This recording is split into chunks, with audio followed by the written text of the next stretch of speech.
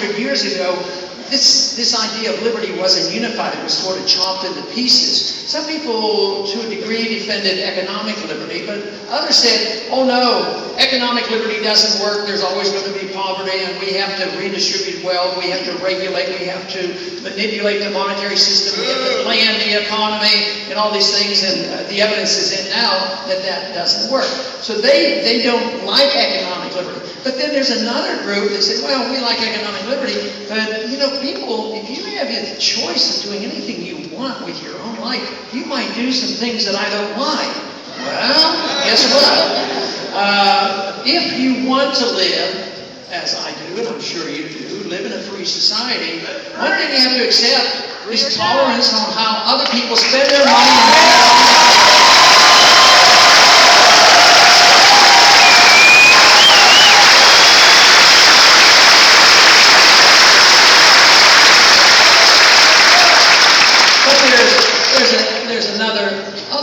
and you have to accept that this is true. We have a right to our life. We run our lives as we see fit. But if we make mistakes, guess what? You have to assume responsibility for your mistakes.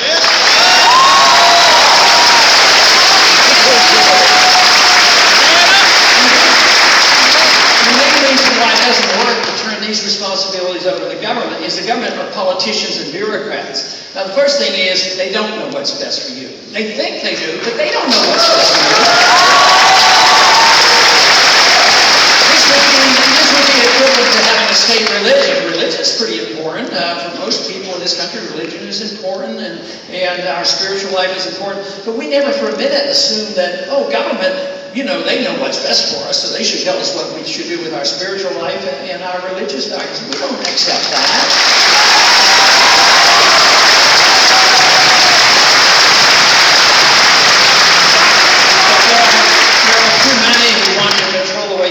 And too many how to control your lifestyle. So this is the reason this should bring us all together, not so much on how we use our freedoms, but we should all come together because we want our freedoms and we want to use them as we so choose.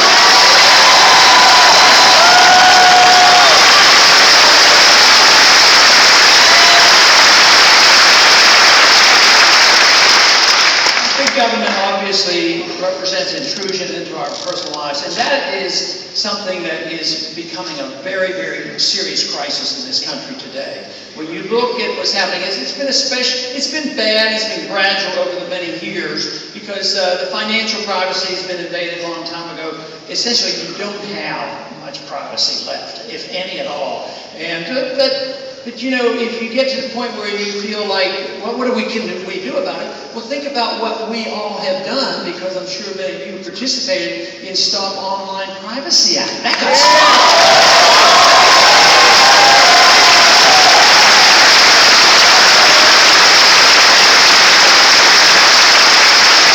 So when the people get the message to Washington, they have to be aroused enough to do it, like auditing the Fed. I mean, we've gotten the people to respond. The politicians are there not because they have strong beliefs in anything, to tell you the truth, other than staying in office. So,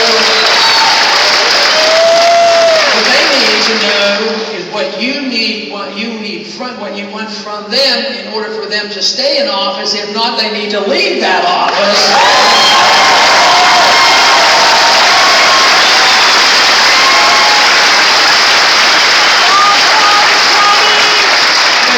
In many ways have deteriorated since 9/11. 9/11 was a horrible, horrible day. I do believe that it was wrongly assessed and that there's poor understanding exactly why that came about, because the official explanation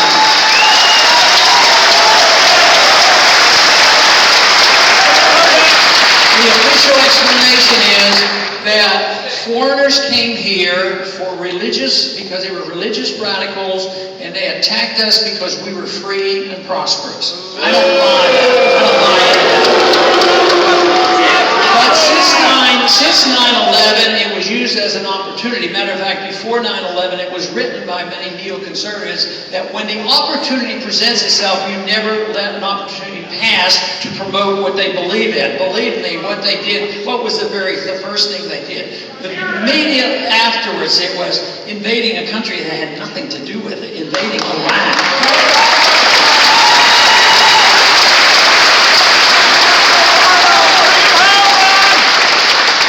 There were supposed to be weapons of mass destruction, the Al-Qaeda there, and none of that was true. And just think of the loss of life and the money cost and all this going on. Guess what? The Al-Qaeda is there now. So it's a failed policy. But when you look at the country that now we hear stories, and probably pretty good evidence who financed it, and also 15 out of the 19 came from there, and they also have radical government there that we prop up. That's Saudi Arabia. You know, that is completely, they're protected at the same time because somebody in Iraq decides that they might want to use something other than the dollar and they won't do our bidding. They have to be disposed of. So this 9/11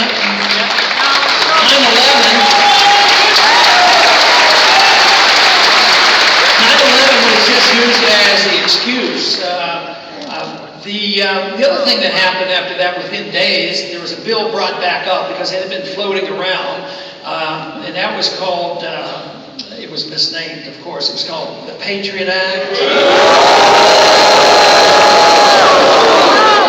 So along with the Federal Reserve, we'll be repealing the Patriot Act.